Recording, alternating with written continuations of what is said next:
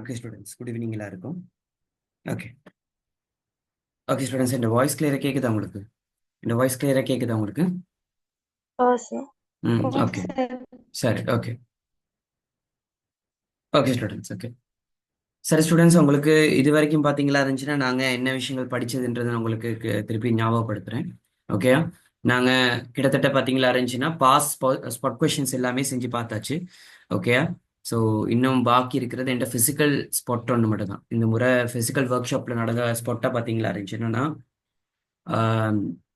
விளங்கப்படுத்துவேன். Okay, அவங்களோட exam வர்றது கிட்ட விளங்கப்படுத்துவேன். ஓகே, அதுக்கு நாங்கள் சில சில ப்ராக்டிக்கல் என்ன சொல்றது, சில சில ப்ராக்டிகல்ஸை பற்றி பார்க்கறதுக்கு பார்த்தீங்களா இருந்துச்சுன்னா சர்வேயிங்காக இருக்கட்டும், எலக்ட்ரானிக்ஸாக இருக்கட்டும். அதில் எலக்ட்ரானிக்ஸ் மெயினாக உங்களுக்கு அனுப்பிவிட்டேன். ஓகே, பார்க்க சொல்லி அதில் சிங்களத்தில் இருந்தாலும் அவங்க எப்படி கனெக்ட் பண்ணுறாங்கன்ற விஷயத்தை மட்டும் நீங்கள் தெரிஞ்சுக்கிட்டா போதுமானது. அடுத்தது தடை அளக்கிறது, அடுத்தது வால்ட் அளவு, மின்னோட்டம் அளக்கிறது தெரிஞ்சுக்கிட்டீங்கன்னா சந்தோஷம். ஓகே. ஸோ அதில் நான் அனுப்பியிருக்க எல்லா வீடியோவும் ஸோ ஒழுங்காக பார்த்துட்டு போகணும். ஓகே. ஸோ நான் இங்கேயும் நான் மேக்ஸிமம் சொல்லி தருவேன். ஓகே.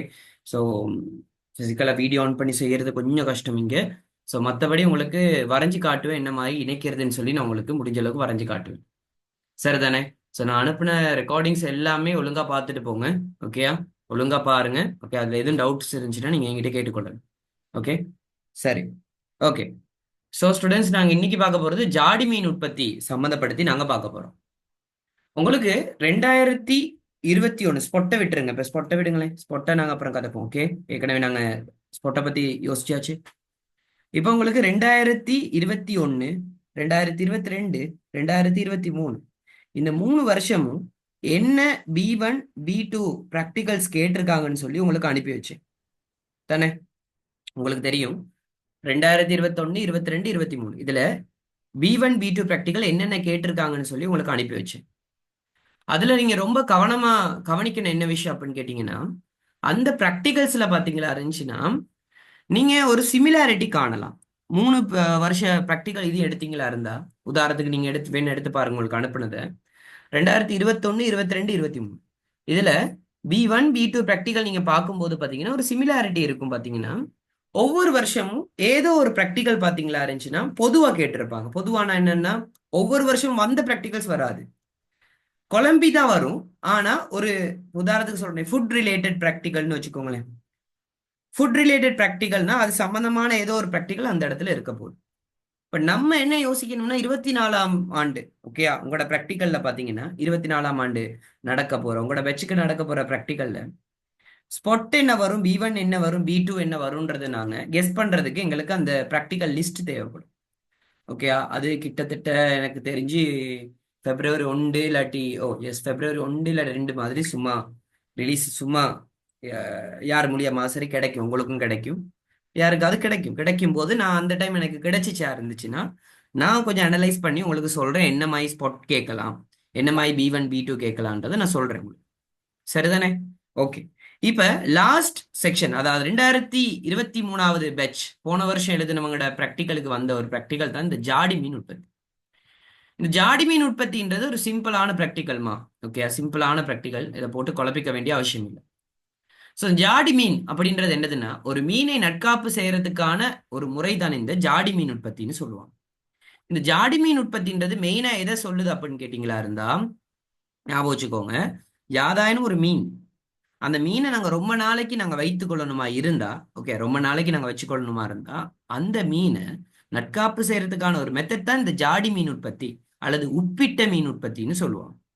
சரி, இந்த குறிப்பிட்ட முறையை நாங்க செய்வதன் மூலமாக அந்த அறிமுகத்துல கொடுத்திருக்காங்க பாருங்க, மீனின் சுவையா இருக்கட்டும், அதன் இளையமைப்பா இருக்கட்டும், மனமா இருக்கட்டும், இது எல்லாமே சாதகமான வகையில வித்தியாசப்படும். அப்படின்னு என்ன அர்த்தம்னா அதுல சுவையா இருக்கட்டும், இளையமைப்பா இருக்கட்டும், மனமா இருக்கட்டும், சாதாரண மீனை ஒப்பிடக்குள்ள அப்படியே வித்தியாசமா இருக்கும். ஆனா என்ன, சாதகமான வகையில வித்தியாசப்படும். உதாரணத்துக்கு சொல்றேனே, சாதாரண மீன் அந்த அளவுக்கு வாடை அடிக்காது, ஆனா கருவாடை அப்படி இல்லை, ஒரு வாடை ஒன்று அடிக்கும். ஆனா அதுக்குன்னு சொல்லி நான் கருவாடை சாப்பிடாம இருப்போமா? இல்ல, சாதகமான வகையில வித்தியாசப்படுது. இதுதான் மெயின்.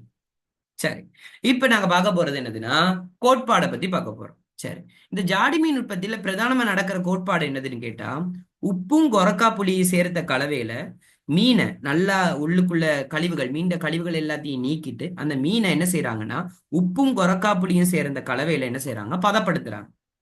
அப்படி பதப்படுத்துவதன் மூலமா என்ன செய்யறாங்கன்னு கேட்டீங்கன்னா, நீர், அதாவது ஒரு மீன்கள்ல பாதகமான அங்கிகளோட வளர்ச்சியை கட்டுப்படுத்தி உணவை நட்காப்பு செய்யறாங்க. சரியா? இதுல நீங்க தெரிஞ்சு கொள்ளணும் என்னதுன்னா, இந்த ஜாடி மீன் உற்பத்தியில நாங்க உப்பும் கொரக்காப்புளிக்கும் பதிலாக நாங்க என்னத்தை பயன்படுத்தலாம், வினாக்கிரி கரைசலையும் பயன்படுத்தலாம். அப்ப கேட்பாங்க, ஜாடி மீன் உற்பத்தியின் போது நாங்க பிரதானமா பயன்படுத்துற கலவை எதுன்னா உப்பும் கொரக்காப்புளியும் சேர்ந்த கலவை. விளங்குதா? இதுக்கு ஒரு ரேஷியோ இருக்கு. உப்பும் கொரக்காப்புளிக்கு அதுக்கு ஒரு ரேஷியோ இருக்கு. இப்ப நீ 1 கிலோகிராம் மீன் எடுக்கிறியா இருந்தீங்கன்னா, ஓகேயா, 400 கிராம் நீ என்ன எடுக்கணும்? ஓகேயா, இதுல ஒரு ரேஷியோ ஒன்று இருக்கு, நான் காட்டுறேன், கவனிங்க. Just a minute. ஒரு ரேஷியோ இருக்கு. ஓகேயா, இந்த இடத்துல உனக்கு ரேஷியோன்னு காட்டியிருக்காங்க, இங்க பாரு. 1 கிலோகிராம் மீன் எடுக்கிறீன்னா நீ 400 கிராம் உப்பு எடுக்கணும், கொரக்காப்புளி 300 கிராம் நீ எடுக்கணும். விளங்குதா? அதுதான் ரேஷியோல காட்டியிருக்காங்க. விளங்குதா? சோ நல்லா கவனிச்சுக்கோ, திருப்பி சொல்றேன், நல்லா கவனிச்சுக்கோ ரேஷியோவை. 1 கிலோகிராம் நீ மீன் எடுக்கிறியா இருந்தீன்னா 400 கிராம் நீ உப்பு எடுக்கணும். அதே மாதிரி 300 கிராம் நீ கொரக்காப்புளி பேஸ்ட், உனக்கு தர நேரம் கொரக்காப்புளி பேஸ்ட் தான் தருவாங்க. விளங்குதா? கொரக்காப்புளி பேஸ்ட் ஒரு டப்பால தருவாங்க, கொரக்காப்புளி பேஸ்ட். அப்ப இந்த ரேஞ்ச் நீ கட்டாயம் தெரிஞ்சிருக்கணும், இந்த விகிதம். 1 கிலோகிராம் மீனா இருந்துச்சுன்னா உப்பு 400 கிராம், 300 கிராம் கொரக்காப்புளியா இருக்கும். சரியா? சரி, இப்ப எனக்கு கண்டுபிடிச்சு காட்டு, நான் 500 கிராம் மீன் எடுக்கிறேனா இருந்தா. சரியா? நல்லா எனக்கு கண்டுபிடிச்சு காட்டு. ஓகே, ஓகே, நான் எனக்கு கண்டுபிடிச்சு காட்டு, நீ 500 கிராம் மீன் எடுக்கிறதா இருந்தா உப்பு எவ்வளவு எடுப்ப, கொரக்கா புளி எவ்வளவு எடுப்ப, இதை எனக்கு கண்டுபிடிச்சு மெசேஜ்ல போடு, அதாவது சட்ல போடு. ஓகே, சட்ல போடு, யாரும் வாய் திறந்து சொல்லாத, கவனிச்சுக்கோ. 1 கிலோகிராம் மீன் நீ எடுக்கும் போது 400 கிராம் உப்பு எடுப்ப, அதே மாதிரி 300 கிராம் கொரக்கா பொடி எடுப்ப. அதே மாதிரி 500 கிராம் நீ உப்பு எடுக்கும்போது, 500 கிராம் நீ மீன் எடுக்கும் போது எவ்வளவு உப்பு எடுப்ப, எவ்வளவு கொரக்கா பொடி எடுப்ப, இதை எனக்கு கண்டுபிடிச்சு காட்டு.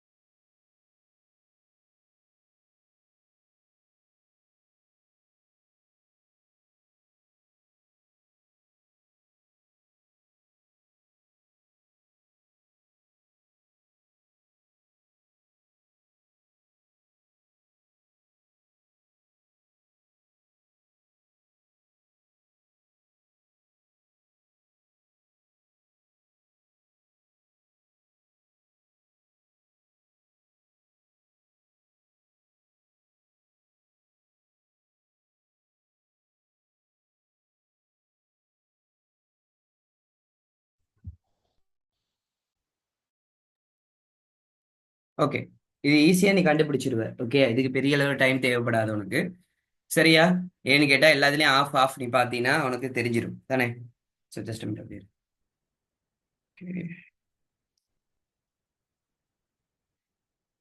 ஓகே, நான் பேசுற விளங்குதா? கிளியரா உங்களுக்கு? கிளியரா விளங்குதா ஆ உனக்கு? சார். ம், ஆ சரி, ஓகே. சார். அப்போ உனக்கு விளங்கிற என்னதுன்னு கேட்டியா இருந்தா, சாதாரணமா நான் 1 கிலோகிராம் மீன் எடுக்கும்போது 400 கிராம் உப்பு, 300 கிராம் கொரக்கா புளினா, 500 கிராம் மீன் எடுத்தனா இருந்துச்சுன்னா 200 கிராம் உப்பு, 150 கிராம் கொரக்கா புளி எடுப்பேன். சரியா? இது நான் அந்த ஆஃபா தந்தனால உனக்கு ஓகே. இப்ப நான் கேட்கிறேன், 420 கிராம் இது எடுக்கிறேன் நான் மீன், 420 கிராம் மீன் எடுக்கிறேன்.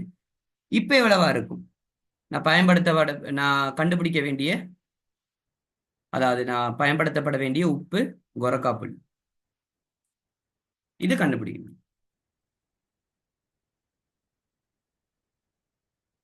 அப்ப நீ யோசிக்கணும். விளங்குதா? 1000 கிராம், அதாவது 1 கிலோன்றது 1000 கிராமே. 1000 கிராம் நீ மீன் எடுக்கும்போது நீ 400 கிராம் நீ உப்பு எடுக்கிறன்னா, சரியா? எப்படி 1000 கிராம் நீ மீன் எடுக்கும்போது நீ 400 கிராம் உப்பு எடுக்கிறியா இருந்துச்சுன்னா, சரியா, 420 கிராம்க்கு எவ்வளவு நீ உப்பு எடுக்கணும். இதுதான் இது. விளங்குதா? நல்லா கவனிச்சுக்கோ. ஓகே, திருப்பி சொல்றேன், நல்லா கவனிச்சுக்கோ. 1000 கிராம், சரி, 1000 கிராம் மீனுக்கு நீ 400 கிராம் என்ன செய்யற, உப்பு எடுக்கிறியா இருந்துச்சுன்னா, நீ 420 கிராம் மீனுக்கு எவ்வளவு உப்பு எடுப்ப? இதுதான் கேள்வி. ஓகே, சரி. சோ எவ்வளவு வருமா இருக்கும்? கண்டுபிடி. 88. எவ்வளவு வந்துச்சு கிட்டத்தட்ட? 88 கிராம். ஓகே, 88. 88 எண்பத்தி சரி, எஸ், 42. கொஞ்சம் இரு. இல்ல 168 கிராம். ஓ, 168 கிராம். சரியா? ஒழுங்கா பாருங்க. Okay, 42 168 gram. ஓகே, உப்பு 168. கிராம் உப்பு எடுப்ப. ஓகே, அப்ப 168 கிராம் என்ன செய்வ, உப்பு அளந்து எடுப்ப. அதே மாதிரி கொரக்கா புளி எவ்வளவு எடுப்ப? 126 கிராம். ஓகே, 126 கிராம் நீ என்ன செய்வ, கொரக்கா புளி எடுப்ப. அதே மாதிரி தான் 1000 கிராமுக்கு நீ என்ன எழுதணும்? ஓகே, 1000 கிராமுக்கு 300 கிராம் கொரக்கா புளியா இருந்தா 420 கிராமுக்கு நீ எவ்வளவு எடுப்ப? இந்த மாதிரி நீ கண்டுபிடிச்சு கொள்ளலாம். விளங்குதா? 42 தர 3ன்னு சொல்லி பார்ப்போம். சரி, ஓகே. இப்ப இந்த இடத்துல உனக்கு விளங்குதை எப்படி கண்டுபிடிக்கிறதுன்னு சொல்லி, இது மெயினான விஷயம். இந்த கல்குலேஷன் நீ எங்க செய்யணும் அப்படின்னா, அவங்க உனக்கு பேப்பர் தொண்டு ஒன்று கொடுத்துருப்பாங்க. அந்த பேப்பர்ல தான் அவங்க கேட்டிருப்பாங்க இந்த ப்ராக்டிக்கலை நீங்க செஞ்சு காட்ட சொல்லி. அந்த பேப்பர்ல தான் நீ என்ன எழுதணும் கேட்டியா இருந்துச்சுன்னா, இந்த கல்குலேஷன்லாம் செஞ்சு ஒழுங்கா எழுதி காட்டணும். விளங்குதா? ஒழுங்கா எழுதி காட்டணும், கிளியரா எழுதி காட்டணும். இந்த இதெல்லாமே கல்குலேஷன் எல்லாமே ஒழுங்கா எழுதி காட்டணும். ஏன்னா அதுக்கு மார்க்ஸ் இருக்கு உனக்கு. விளங்குதா? சரி, அப்ப உனக்கு இந்த இடத்துல கிளியரா தெரிஞ்சிருச்சு. மத்தபடி இந்த பிராக்டிக்கல் ஒரு விஷயமே இல்லை, பெருசா சொல்லிக் கொள்றதுக்கு ஒண்ணுமே இல்லை இந்த பிராக்டிக்கல். சரிதானே? ஓகே, அப்ப உனக்கு தெரிஞ்சிருக்கணும், ஜாடி மீன் உற்பத்தியில நாங்க கொரக்காப்புளி உப்புக்கு பதிலாக நாங்க எதை பயன்படுத்தலாம், டிரெக்டாவே வினாகிரி கரைசல்ல அமிழ்த்தலாம். விளங்குதா? வினாகிரி கரைசல்ல நாங்க அப்படி அமிழ்த்தி ஒரு மீனை நாங்க பதப்படுத்துறோம்னா அது எதுக்குள்ள வரும் அப்படின்னா, பிரசாரண நீரகற்றல் அப்படின்னு ஒரு செக்ஷன் இருக்கு. உனக்கு படிச்சிருப்ப, செறிவாக்கல்னு ஒரு விஷயம் படிச்சிருக்கியா? உனக்கு சொல்லி கொடுத்துருப்பேன் உணவு நட்காப்புல செறிவாக்கல்ன்றது. அந்த மெத்தட்குள்ள வரும். வினாகிரி கரைசல் நீ அமிழ்த்தி சரியா இருந்தா அது எந்த வகையான நட்காப்புக்குள்ள வரும்னா, பிரசாரண நீர் அகற்றல் அந்த மாதிரி விஷயத்துக்குள்ள வரும். இப்ப இந்த உப்பும் கொரக்காப்புளி சேர்ந்த கலவை நீ எடுக்கும் போது அதை உப்பிடல் அந்த நட்காப்பு முறைக்குள்ள வரும். சரி, ரெண்டுலயுமே ஒரு விஷயம் என்ன நடக்குது அப்படின்னு கேட்டா, அது ரெண்டு நட்காப்பு முறையா இருந்தாலும் ரெண்டுலயுமே பொதுவா என்ன நடக்குது அப்படின்னு கேட்டீங்களா இருந்தா, உணவில் உள்ள நீரின் செயற்திறன் குறைக்கப்பட்டு, அதாவது சுயாதீன நீர் வெளியேற்றப்பட்டு, சரியா, பாதகமான அங்கிகளோட வளர்ச்சியை கட்டுப்படுத்துறோம். சரி, இப்ப கேட்கலாம், நீ ஏன் கொரக்காப்புளி பயன்படுத்துற இந்த இடத்துலன்னு கேட்டோம்னா, சிம்பிள். கொரக்காப்புளின்றது ஒரு அமில ஊடகம், அதாவது அது பிஹெச் பெருமானத்தை என்ன செய்யும், குறைக்கும். உனக்கு தெரியும், பிஹெச் பெருமானம் குறைக்கும் போது அதுல நுண்ணங்கி தொழிற்பாடு என்ன செய்யப்படும், கட்டுப்படுத்தப்படும். இதுதான் எதிர கான்செப்ட், ஜாடி மீன் உற்பத்தியில கான்செப்ட். ஜாடி மீன் உற்பத்திக்கு என்னென்ன தேவை, நீங்க சில நேரம் கீரி மீன் இல்லாட்டி சால மீன் எடுக்கலாம். கூடுதலா நாங்க சால மீன் எடுத்து செய்வோம். சோ கரையில் உருக்கு பாத்திரம் அல்லது மட்பாண்டம், கூடுதலா நாங்க எடுக்கிறது மட்பாண்டம் தான். நாங்க எடுக்கிறது கரையில் உருக்கு பாத்திரத்தை விட மட்பாண்டம், மண் சட்டி தான் எடுக்கிறது. போன முறை மண் சட்டி தான் வச்சிருந்தாங்க. இந்த மண் சட்டியை கட்டாயம் நாங்க என்ன செய்யணும் அப்படின்னு கேட்டீங்கன்னா, முதலாவது அந்த மண் சட்டியில, ஓகேயா, சூடாக்கணும் கீழ் பகுதியை. ஓகேயா, கீழ் பகுதியை நல்லா என்னன்னா ஹீட் பண்ணணும். விளங்குதா? ஓகே, சோ அதை ஹீட் பண்றது ஏன், அந்த விஷயங்களை சொல்லித்தார். ஏன் கட்டாயம் நீங்க மண் சட்டி ஹீட் பண்ணணும். நீங்க இந்த ஜாடி மீன் உற்பத்திக்கு முதலாவது நீங்க உள்ளுக்குள்ள அந்த கலவையை அடக்கிறதுக்கு அந்த மண் சட்டியை கட்டாயம் என்ன செய்யணும் கேட்டீங்கன்னா, ஹீட் பண்ணணும். ஹீட் பண்ணிட்டு தண்ணியை நிறைச்சி பார்க்கணும், அதுல ஏதாவது ஓட்டம் இருக்கான்றதை நீங்க பார்க்கணும், தண்ணி நிறைச்சி பார்க்கணும். சரியா? அதுக்கு பிறகு நாங்க சில சில விஷயங்கள் இருக்கு, அதை தான் உங்களுக்கு படிமுறையா அவங்க கொடுத்துருக்காங்க. இது போன வருஷம் கேட்ட பிராக்டிக்கல். ஓகே, சில நேரம் இந்த வருஷம் உங்களுக்கு அது ஸ்பாட்டாவே மாறி வரலாம் இந்த பிராக்டிக்கலை. சரியா? ஓகே, ஒரு புதிய மீன் எடுத்து அந்த புதிய மீனை நல்லா கழுவி அதை செதில் நீக்கி அதை நல்லா கட் பண்ணி உள்ளுக்குள்ள கழிவுகள் எல்லாம் அகற்றி நல்லா நீர்ல, சுத்தமான நீர்ல அந்த மீனை கழுவணும். கழுவுன பிறகு நீ எவ்வளவு மீன் எடுக்கிற, எவ்வளவு உப்பு எடுக்கிற, எவ்வளவு கொரக்கா புளி எடுக்கிறன்னு சொல்லி கலவைய ஒரு குறித்த விகிதத்துல நீ என்ன செய்யணும், கண்டுபிடிக்கணும். நீ எடுக்க போற மீன் சரியா 1 கிலோ நீ எடுத்தீன்னா, நீ சரியா உப்பு 400 கிராம், சரியா கொரக்கா பொடி 300 கிராம் நீ அளக்கலாம். நீ எடுக்க போற மீன் சரியா 1 கிலோகிராம் இருக்க சான்சஸ் இல்லை. அதை விட குறைவா தான் உனக்கு கொடுப்பாங்க, ரொம்ப குறைவா தான் கொடுப்பாங்க. விளங்குதா? அப்ப நீ அதுக்கு ஏத்த மாதிரி என்ன செய்ய, இதை கண்டுபிடிச்சு கொள்ளணும். உப்பு எவ்வளவு எடுக்கணும், கொரக்காப்புளி எவ்வளவு எடுக்கணும், நீ கண்டுபிடிச்சுக்கணும். இது எல்லாமே நீ எதுக்குள்ள செய்ய போற, ஒரு அரவர்க்குள்ள. ஓகேயா, அரவர்க்குள்ள நீ செய்ய வேண்டிய பிராக்டிகல். அதுக்கு பிறகு இந்த உப்பு கொரக்காப்புளி இருக்கு தானே, அது ரெண்டையுமே சேர்த்து இப்ப 400 உதாரணத்துக்கு சொல்றேனே, நான் ஒரு 500 கிராம் இது எடுக்கிறேன் வை, மீன் எடுக்கிறேன்னா நான் 400 கிராம், சாரி 200 கிராம் உப்பையும் 150 கிராம் கொரக்காப்புளி எடுக்கிறேன்னா என்ன செய்வேன், அந்த 200 கிராம் உப்பையையும் ஓகே கொரக்காப்புளி 150 கிராமையும் சேர்த்து நல்லா கலக்குவேன். ஓகேண்ணே? சேர்த்து நல்லா என்ன செய்வேன், கலக்குவேன். கலக்கி ஒரு கலவையை ரெடி பண்ணுவேன். ரெடி பண்ண கலவையை நான் என்ன செய்வேன்னா, எங்கட பாத்திரம்னா என்னது, சட்டி, மண் சட்டி. விளங்குதா? அந்த மண் சட்டியில பாத்தீங்களா இருந்தா முன்னுக்கு என்ன செய்வேன்னு சொன்னேன், மண் சட்டியில கீழ்ப்பகுதி நல்லா சூடு காட்டி அதுக்கப்புறம் அதுல தண்ணியை நிரப்பி நான் பார்ப்பேன். விளங்குதா? அதுல நீர் ஒழுக்குகள் எதுவும் இருக்கான்றதை நான் செக் பண்ணி கொள்வேன். அதுக்கப்புறம் நல்லா அந்த மண் சட்டியை காய வச்சு வெளியில எடுத்து அந்த மண் சட்டியில பாத்தீங்கன்னா எங்கட கலவையை நான் நிரப்புவேன்.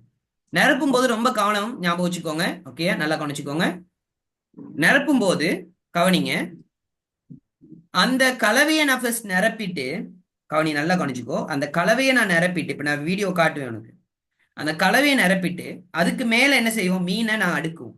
எந்த மீனை, நல்லா அந்த பகுதிகள் எல்லாம் வெட்டி சரியா, கழிவுகள் எல்லாத்தையும் நாங்க அகற்றி சுத்தமான நீர்ல கழுவி வச்சிருக்க மீன் இருக்கு தெரியுமா, அந்த மீனை நாங்க என்ன செய்வோம், அந்த கலவைக்கு மேல வைப்போம். திருப்பி அந்த கலவையை அந்த மீனுக்கு மேல வைப்போம், ஒவ்வொரு லேயரா. அதுக்கு மேல மீனை வைப்போம், திருப்பியும் கலவையை வைப்போம், திருப்பியும் மீனை வைப்போம். வச்சு அந்த பாத்திரத்தை நன்றாக மூடி வைக்கணும். எதை பயன்படுத்தி மூடுறது அப்படின்னு கேட்டீங்களா இருந்துச்சுன்னா, நாங்க பொலித்தீன் உரை உங்களுக்கு தருவாங்க. ஓகே, அந்த பொலித்தீன் உரையை பயன்படுத்தி நன்றாக நாங்க என்ன செய்யணும், மூடி வைக்கணும். மூடி வச்சு சரியா 3 to 4 வாரங்கள், இது நோட் திஸ் பாயிண்ட், இதை நோட் பண்ணிக்கோங்க. ஓகே, இது ஏதோ ஒரு ஸ்பாட் பேப்பர்ல நான் கண்டிருக்கேன். பாஸ்போர்ட் ஸ்பாட் இல்ல, ஏதோ ஒரு மாடல் ஸ்பாட் பேப்பர்ல கண்டிருக்கேன்.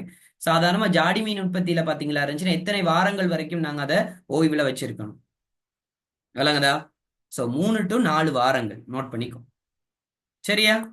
ஓகே, அதுக்கு பிறகு நாங்க ஜாடி மீனை நாங்க என்ன செய்யறது, பொதியிடல். உனக்கு ஜாடி மீனை பொதியிடல் வரைக்கும் வராது, இந்த 3 to அதாவது முத்திரையிடல் வரைக்கும் உனக்கு வரும் பிராக்டிக்கல்ல. விளங்குதா? சோ இது வரைக்கும் தான் பிராக்டிக்கல் இருக்கு. அப்ப இதுல முடிவுகள் நீங்க பாருங்க, முடிவுகளுக்கு அப்புறம் விசேட குறிப்புகள்ல சொல்லியிருக்காங்க. உப்பு கொரக்காப்புளிக்கு நல்லா கவனிச்சுக்கோங்க. ஓகே, நல்லா கவனிச்சுக்கோங்க. ஓகே, உப்பு கொரக்காப்புளிக்கு பதிலாக 3 to 4 வாரம்னாமே கிட்டத்தட்ட 1 மாசம் தானேம்மா. அதை யோசிங்க. 3 to 4 வாரம்னா கிட்டத்தட்ட எத்தனை மாசம், 1 மாசம் தானே. 1 மாசத்துல 4 வாரம் தானே. விளங்குதா? 1 மாசம்ன்றதும் சரிதான், 3 to 4 வாரங்கள் எழுதலாம், சரிதான். ஓகே, சரி. அப்ப உப்பு கொரக்காப்புளிக்கு பதிலாக நாங்க எதை பயன்படுத்தலாம், வினாக்கிரியை பயன்படுத்தலாம். அதுலயும் இதுல நோட் பண்ணிக்கோங்க, உப்பு சேர்க்கும் போது மீனின் நிறைக்கமைவாக தான் உரிய விகிதத்தில் சேர்த்தல் வேண்டும். ஏற்கனவே அந்த விகிதம் நான் மேல குறிப்பிட்டே காட்டிட்டேன்.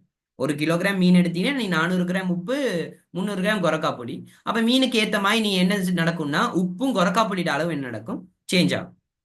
கொரக்காப்புளியை நல்லா கழுவி ஊற விட்டு அதை பிளெண்டர்ல அரைச்சி எடுக்கணும். உங்களுக்கு என்ன செய்வாங்க, அரைச்ச கலவை தான் உனக்கு தருவாங்க. எப்படி, கொரக்காப்புளியெல்லாம் உனக்கு அரைச்ச கலவை தான் உனக்கு தருவாங்க. நீ என்ன செய்யணும், அளந்தெடுத்த உப்பையும் கொரக்காப்புளியும் சேர்த்து நீ என்ன செய்யணும், நல்லா கலந்துடணும். சரியா? மீன்களை வெட்டும் போது பாத்தீங்களா இருந்துச்சுன்னா அதுல உள்ளுக்குள்ள கழிவுகள் எல்லாத்தையும் அகற்றிட்டு அந்த மீன்களை சாய்வா அதுல மேற்பரப்புல வெட்டி கொண்டு இருக்கணும். விளங்குதா? அப்பதான் நல்லா அந்த கலவை பாத்தீங்களா இருந்துச்சுன்னா மீனுக்குள்ள போயிட்டு நல்லா அந்த மீன் என்பது பாத்தீங்கன்னா பதப்படுத்தப்படும். சரியா? இங்க பாரு சொல்றாங்க என்னது, தயாரித்த உப்பு கொரக்காப்புளி கலவையை முதலில் பாத்திரத்தின் உட்புற மேற்பரப்பில் பூசுக, பின்னர் பாத்திரத்தில் ஒரு மீன் படை இடுக, அப்புறம் மீன் படையின் மீது உப்பு கொரக்காப்புளியை பூசுக, திருப்பி மீன் ஒரு படை இடுக, திருப்பியும் இவ்வாறு கொரக்காப்புளி படையுமாக மாறி மாறி, மீன் படையும் கொரக்காப்புளி படையுமாக மாறி மாறி இடல். இறுதியில் மீன் படையை மேற்படி கலவையினால் நன்கு மறைச்சு பொழுத்தின் தாளினால் பாத்திரத்தின் வாயை நல்லா மூடணும் இல்லாட்டி நீர் முத்திரையிடல். நீர் முத்திரையிடலான்னு தெரிந்தானே, பொழுத்தின ஃபுல்லாவே வச்சு என்ன செய்யணும் கேட்டீங்களா இருந்துச்சுன்னா அதுக்கு மேல தண்ணி கொஞ்சம் ஊத்தி விட்டுறணும். நீர் முத்திரையிடல்னு சொல்லுவாங்க. சாதாரணமா 3 to 4 வாரங்கள்ல இந்த சாடி நுகர்வுக்கேற்ற நிலையை அடையும். இதுதான் நீங்க கட்டாயம் நோட் பண்ணிக்கொள்ளணும். ஓகேயா? கடைசி சந்தர்ப்பத்தில் அதுல pH பெருமானம் 4.5 குறைவாக காணப்படும். அப்படி குறைவா காணப்படும் போதுதான் அதுல பாக்டீரியா வளர்ச்சி நடக்காது. ஆனா ஒரு ப்ராப்ளம் இருக்கு. என்ன ப்ராப்ளம்னா, இந்த ஜாடி மீன் உற்பத்தியில சில அமிலம் விரும்பும் பாக்டீரியாஸ் இருக்கு தானே, அசிட் லவிங் பாக்டீரியாஸ். விளங்குது. அமிலத்தை விரும்பும் பாக்டீரியாஸ் இருக்கு. பெரும்பாலான எல்லா பாக்டீரியாஸ் என்ன செய்யாது, அமிலமான ஊடகத்துல வளராது. ஆனா அமிலம் விரும்பும் பாக்டீரியாஸ் கொஞ்சம் இருக்கு. அந்த பாக்டீரியா என்ன செய்ய சான்சஸ் இருக்கு, வளர்ச்சி அடைய சான்சஸ் இருக்கு. ஆனா அது 100% தான் அப்படி வளர்ச்சி அடைய சான்சஸ் இருக்கு. ஓகேயா? இது நீ கட்டாயம் தெரிஞ்சு வச்சுக்கணும். இவ்வளவுதான் ஜாடி மீன் உற்பத்தி. சரியா? சரி, இதை ஒரு ப்ராக்டிக்கலாவே எங்கட ஸ்டூடெண்ட் செஞ்ச ஒரு ப்ராக்டிக்கல் இருக்கு. ஸோ அதை காட்டுறேன் உனக்கு, அப்ப இன்னும் கொஞ்சம் விளங்கும்.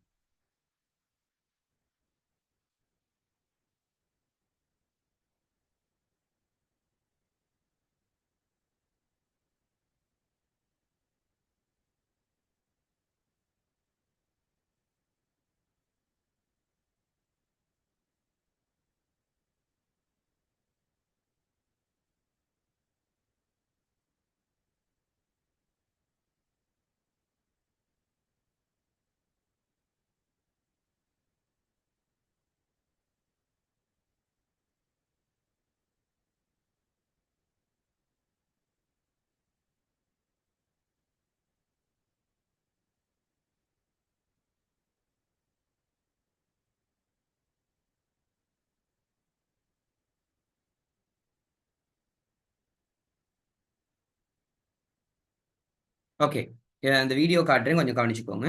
ஓகே.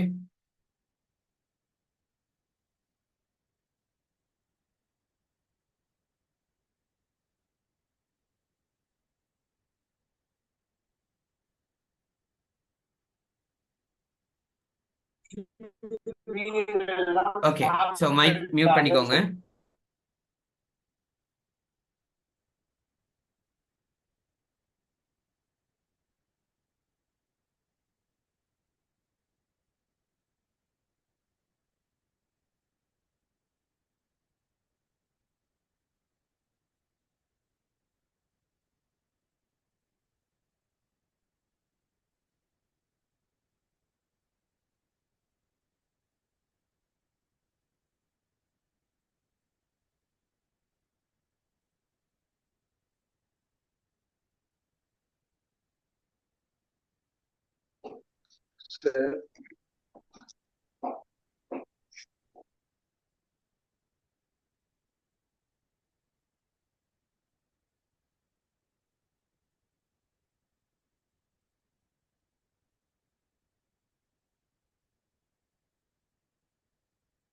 க்ளீன் பண்ற மெத்தட்ஸ் கொஞ்சம் பார்த்துக்கோங்க. ஓகே.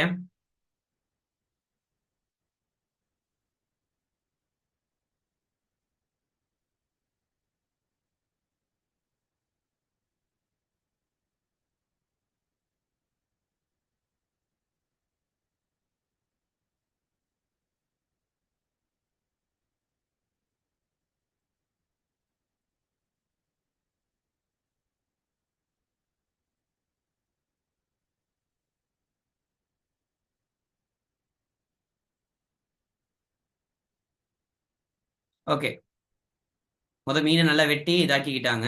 ஓகேயா? இதெல்லாம் நல்லா கவனிங்க, நான் கடைசியா சொல்றேன் இதுல என்ன விஷயம் நடக்குதுன்னு. ஓகே, போன முறை ப்ராக்டிக்கல் நடந்தது. ஸோ அப்போ மீன் எல்லாமே நல்லா எடுத்து அதில் செதில் நீக்கி கழுவுறாங்களான்றதை பார்ப்பாங்க.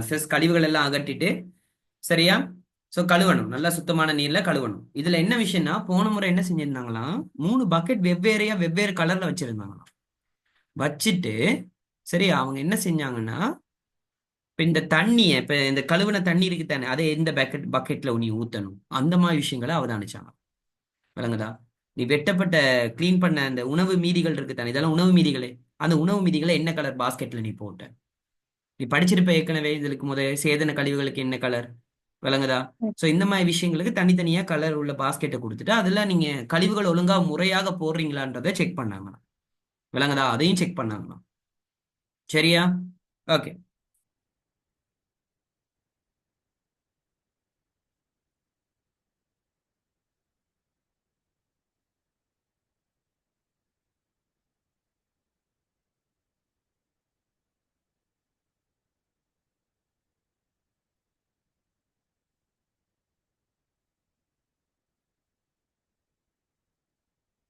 ஓகே, இப்ப மீனை கொஞ்சம் அளந்து எடுப்பாங்க. உங்களுக்கு தெரியும் தானே, இப்ப எலக்ட்ரானிக் பேலன்ஸ் செய்யறது, ஒரு தட்டை மேல வச்சுட்டு என்ன பட்டன் அமுத்தணும்? டேரண்ட் ஒரு பட்டன் அமுத்திட்டோம்னா அந்த தட்டுட நிறை காட்டாது. இனி நாங்க போட போற மீன் நிறை தான் காட்டும் தானே? ஓகே.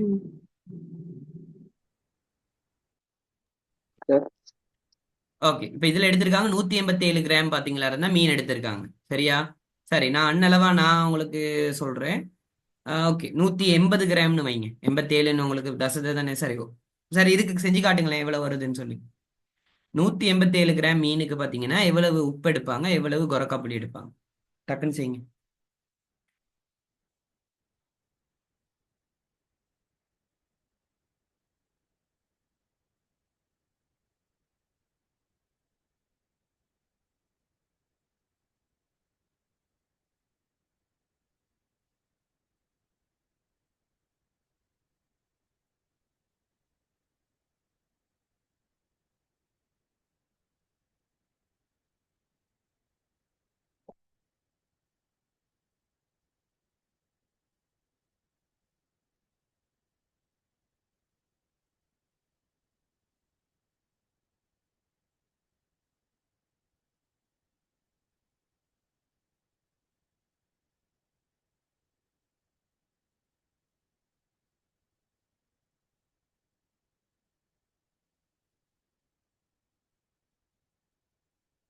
187 கிராமுக்கு எவ்வளவுன்னு சொல்லி பாருங்க. உப்பு சார் 74.8 கிராம், கொரக்கா 56.1 கிராம். 56 கிராம். 56.7 கிராம். ஓகே, இப்போ இது இந்த அடிப்படை. ஓகே, இந்த அடிப்படையில ஓகே கவனிச்சுக்கோ. மீன் 180 கிராமா இருந்துச்சுன்னா உப்பு எவ்வளவு எடுக்கணும், கொரக்கா எவ்வளவு எடுக்கணும்ன்றதை பார்த்துக்கோ. இப்போ உனக்கு சில நேரம் உனக்கு இப்ப நீ உதாரணத்துக்கு சொல்றேனே, உனக்கு இப்ப 74.6 கிராம் அந்த மாதிரி வருதா இருந்துச்சுன்னா பிரச்சனை இல்லை. ஓகே, தசம் ஒரு தசம் தானத்துக்கு எடுத்துக்கோ. ஓகே, இல்லைன்னா மட்டன் தட்டுங்க. அந்த மட்டன் தட்டி ஒரு அண்ணளவா ஒரு பெருமானதை எடுத்துக்கோ. இப்ப 74ன்னா மண்ண 74.6ன்னு வச்சுக்கோங்க. இப்ப அண்ணளவா எவ்வளவு? 75 கிராம். நீங்க அப்படியே எடுத்துக்கொள்ளலாம், அது ப்ராப்ளமே இல்லை உங்களுக்கு. விளங்குதா? சோ இல்லைன்னா ஒரு தசம தானத்துக்கு நீங்க என்ன செய்யலாம், மட்டன் தட்டி எடுக்கலாம். சரியா? ஆனா நீங்க தானத்தை கண்டுபிடிச்சிருக்கணும் எவ்வளவு வரப்போகுதுன்றது. ஓகே, சரி. அதுக்கு பிறகு சோ இப்ப அளந்து எடுக்கிறாங்க அவங்க. சோ கிட்டத்தட்ட அண்ணளவா 75 கிராம் அவங்க எடுக்கிறாங்க. 74.6ன்னா கிட்டத்தட்ட அண்ணளவா 75 எடுக்கிறாங்க.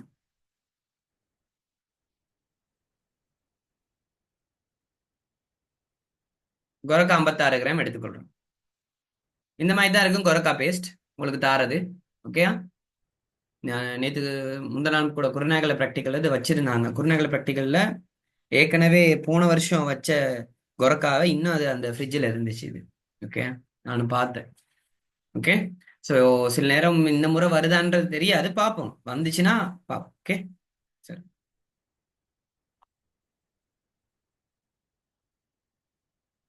ஓகே, இப்போ என்ன செய்யறாங்கன்றத பாருங்க. ஏற்கனவே அளந்தெடுத்த கலவைகளை இந்த மாதிரி என்ன செய்யறாங்க, நல்லா பிசைஞ்சு கொள்றாங்க.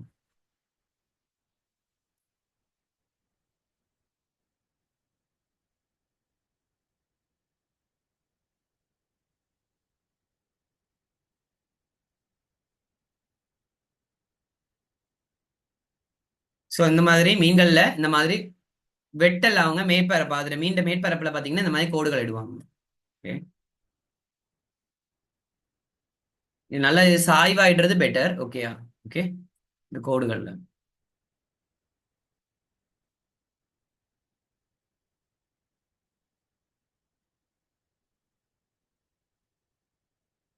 ஓகே இந்த மாதிரி சாய்வுகளை எடுத்துக்கணும். சார் வாழை வெட்ட மாட்டாங்களா? ஓகே, என்னது? மீண்ட வாழை வெட்டு இல்லையா? வால் நீங்க வெட்டி கொள்ளலாம், அது பிரச்சனை இல்லை. பட் கட்டாயம் தலையையும் அந்த இதையும் எடுத்துருவாங்க, என்ன கழிவுகளை எடுத்துருவாங்க. வால் நீங்க வெட்டி கொள்ளலாம். இப்ப இதுல வெட்டல. சரியா? வால் வெட்டி கொள்ளலாம், ப்ராப்ளம் இல்லை.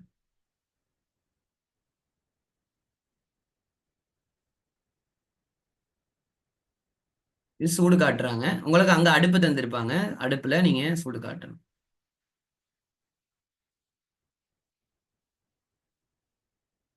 இந்த மாதிரி சூடு காட்டி நீங்க என்ன செய்யலாம் கேட்டீங்களா இருந்தா தண்ணியை நிரப்பி பார்த்துக்கணும்.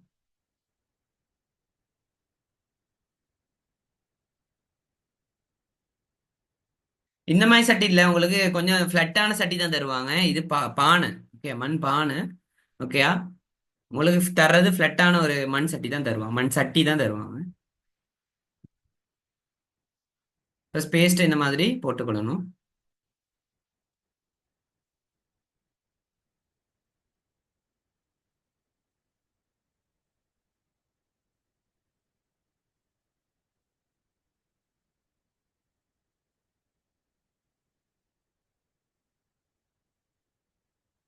இந்த மாதிரி ஒரு ஒரு லேயரா இப்படி போடுவாங்க.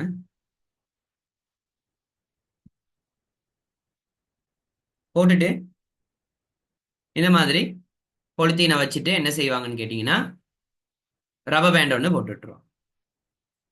இந்த மாதிரி ரப்பர் பேண்ட் ஒன்று இப்படி போட்டுருவோம்.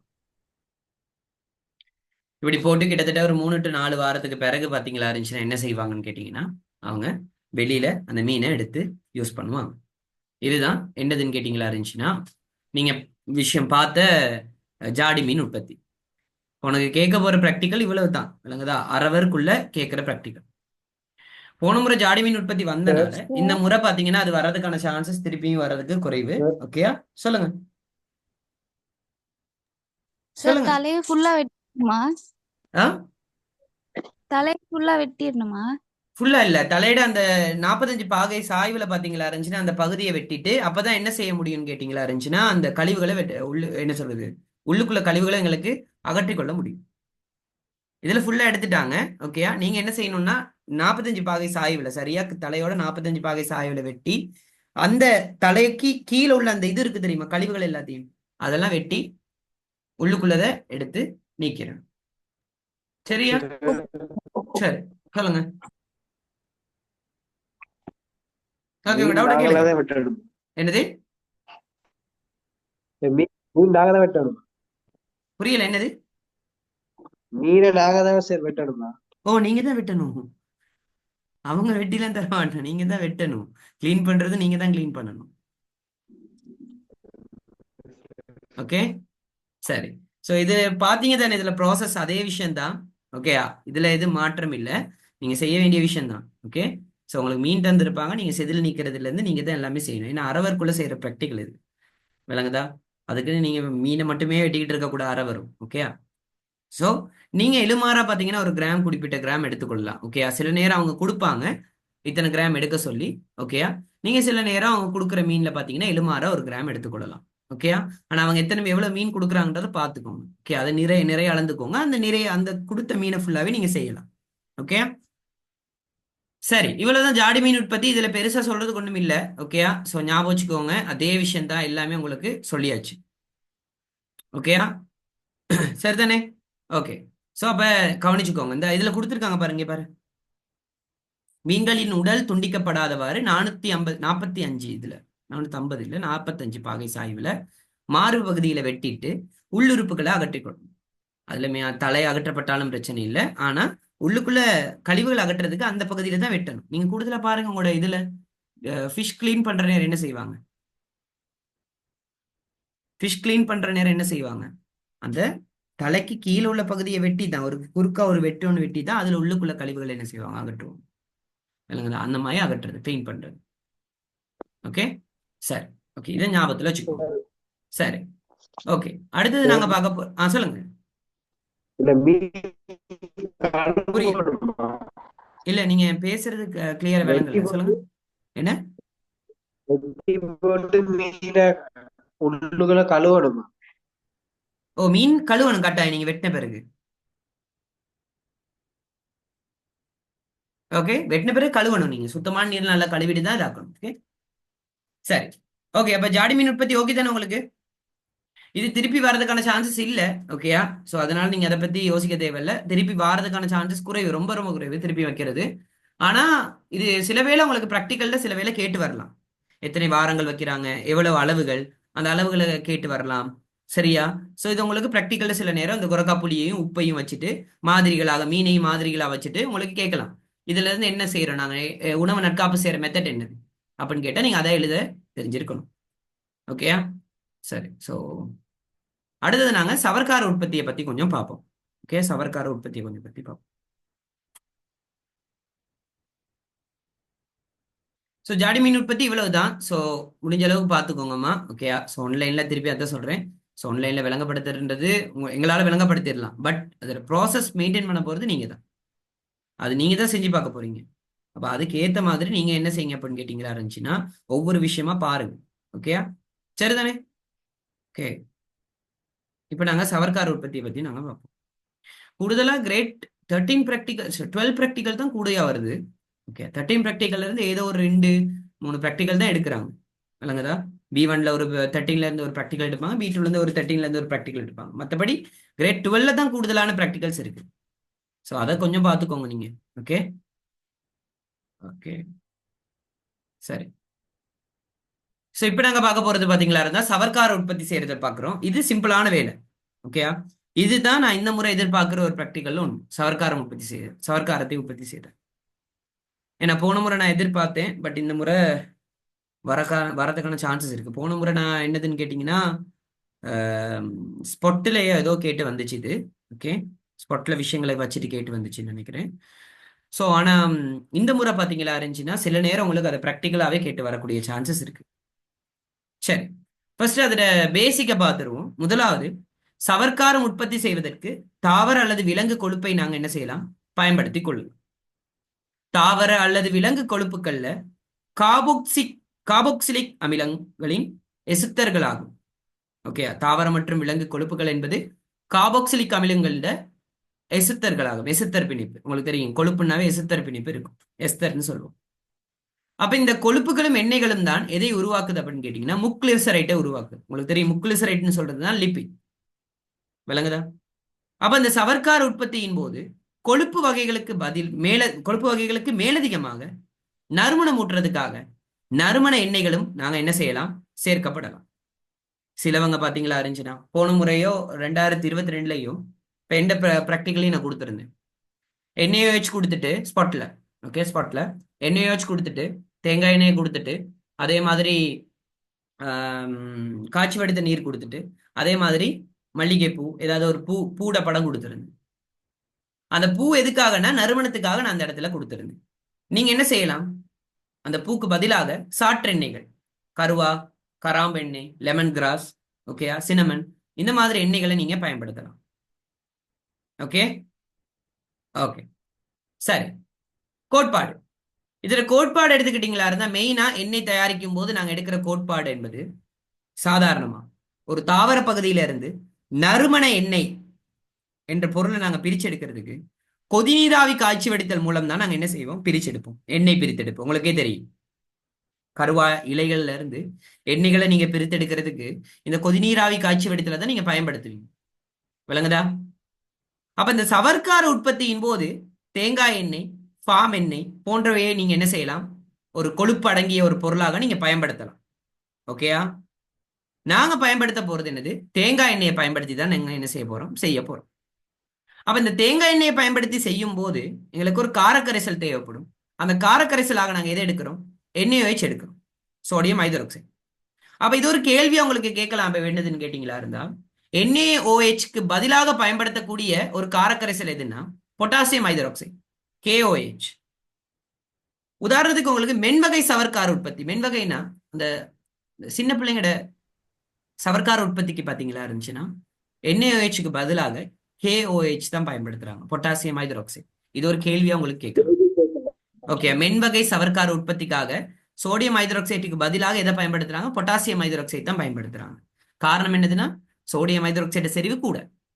இல்ல எங்களுக்கு பொட்டாசியம் ஹைட்ராக்சைடு இல்ல பயன்படுத்த தேவையில்ல, சோடியம் ஹைட்ராக்சைடு நாங்க பயன்படுத்தணுமா இருந்தா சின்ன பிள்ளைங்களோட சோப்புக்கு பாத்தீங்கன்னா சோடியம் ஹைட்ராக்சைடு செறிவு என்ன செஞ்சுக்கொள்ளணும்? குறைச்சிதான் நாங்க என்ன செய்யணும்? பயன்படுத்தணும்.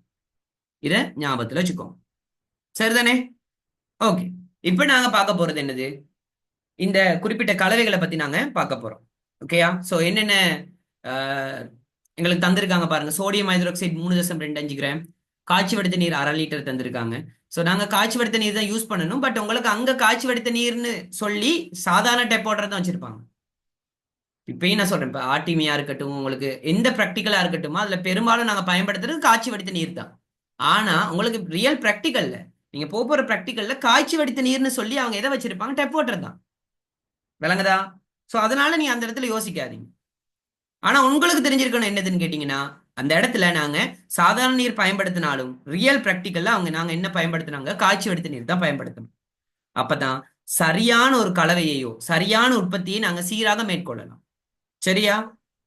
ஓகே, இதே டெப் வாட்டர் பயன்படுத்தும் போது நாங்க pH பெருமானமா இருக்கட்டும், ஒருவேளை நாங்க ஏதாவது பிரிக்ஸ், இதுல இல்ல ஏதாவது பிரிக்ஸ் எதுவும் அளக்க போறோம், இதுல பிரிக்ஸ் அளக்க மாட்டோம், இது வேற எதுலயாவது ப்ராக்டிக்கல்ல பிரிக்ஸ் எதுவும் அளக்கும் போகுது சாதாரண டெப் வாட்டருக்கும் காய்ச்சி வடித்த நீர்ல நீ செய்யும் போது அக்யூரேட் பாத்தீங்கன்னா காய்ச்சி வடித்த நீர்ல கூடவாவே இருக்கு.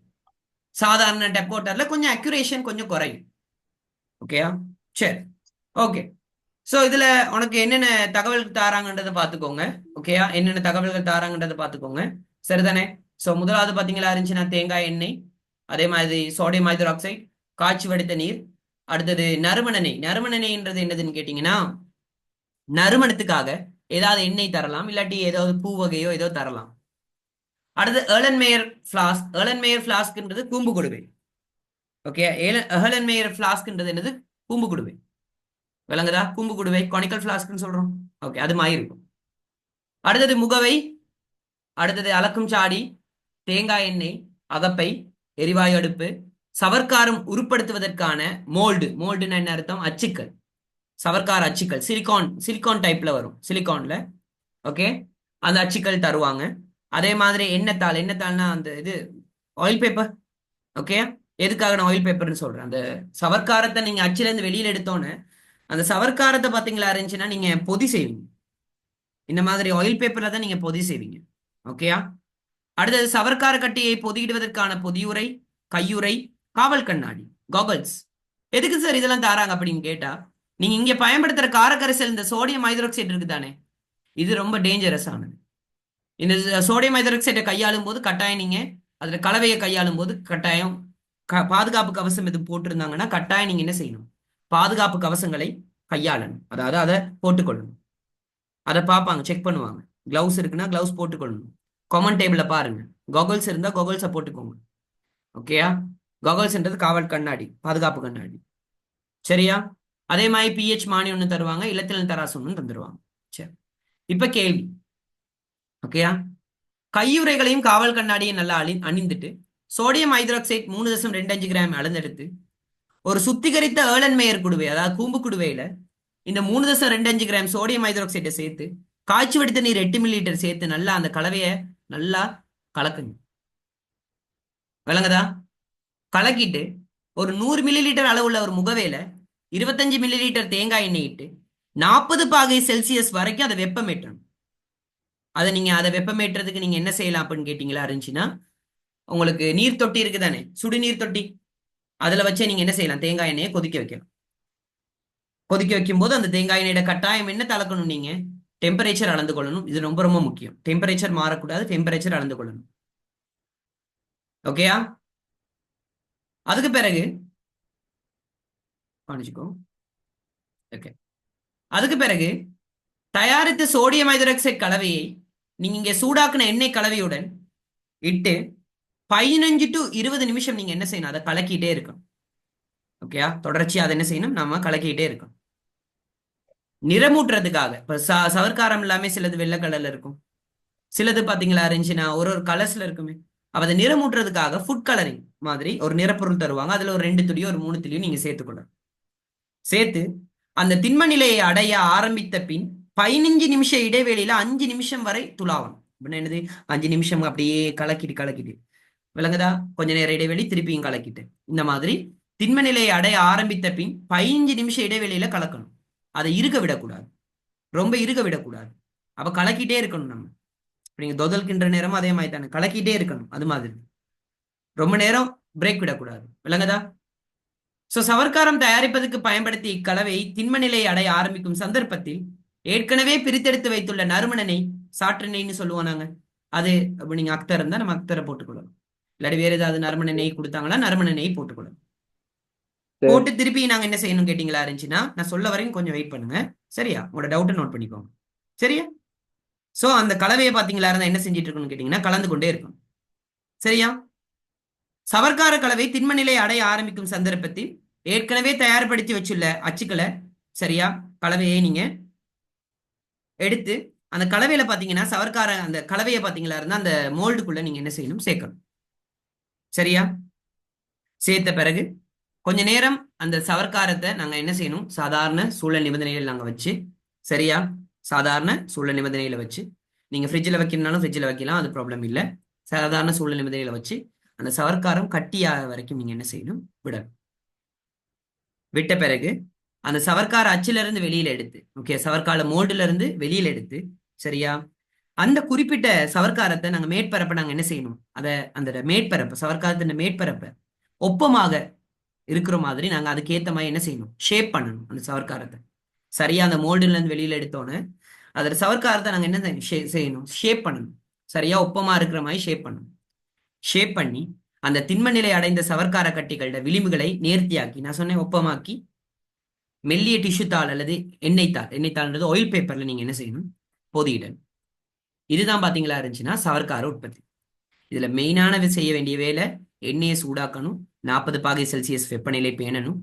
எண்ணெயை இதாக்கிட்டு அந்த ஏற்கனவே தயாரிச்ச NaOH கரைசலோட எண்ணெயை சேர்ந்து கலந்து, நறுமணனை நிறப்பொருள் எதுவும் இருந்துச்சு நான் கலந்துட்டு அது கிட்டத்தட்ட 15 நிமிஷம் அப்படியே கலந்து கொண்டே இருக்கணும், இடைவெளி விடாம. அது திண்ம நிலை ஆரம்பிக்கும் கட்டத்துல அதை என்ன செய்யணும் அப்படின்னு கேட்டீங்களா இருந்துச்சுன்னா, நாங்க எங்களோட ஒவ்வொரு இதுல மோல்டுல, சவர்க்கார மோல்டுல அந்த கலவைகளை இட்டு அந்த கலவை இறுக்கமாகிற வரைக்கும் நாங்க என்ன செய்யணும், ஃப்ரிட்ஜ்லயோ இல்லாட்டி சாதாரண சூழல் நிபந்தனையில வைக்கலாம். விளங்குதா? நாங்கெல்லாம் பாத்தீங்களா இருந்தா நாங்க சாதாரண சூழல் நிபந்தனையில வைக்கலாம். ஓகே, அது பிரச்சனை இல்லை. சிலவங்க ஃப்ரிட்ஜில் வச்சு எடுப்பாங்க. நாங்க சாதாரண சூழல் நிபந்தனையில வச்சு எடுக்கிறது பெட்டர். உங்களுக்கு இந்த அளவுக்குலாம் வைக்கமா, இந்த ப்ராசஸ் வரைக்கும் செஞ்சு காட்ட சொல்லுவோம். ஓகேயா?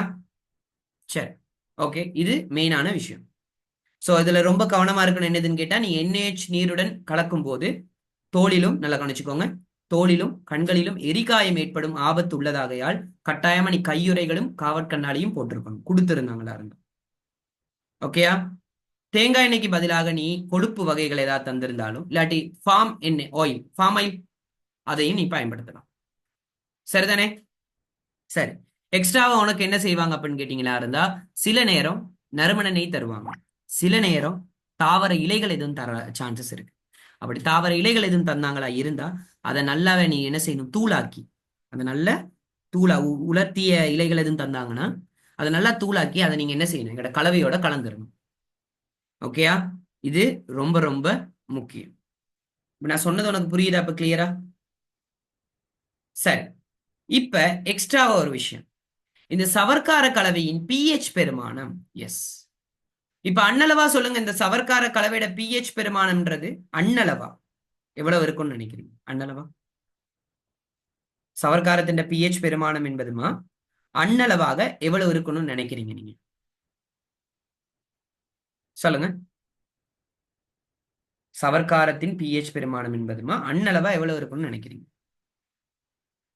அண்ணளவா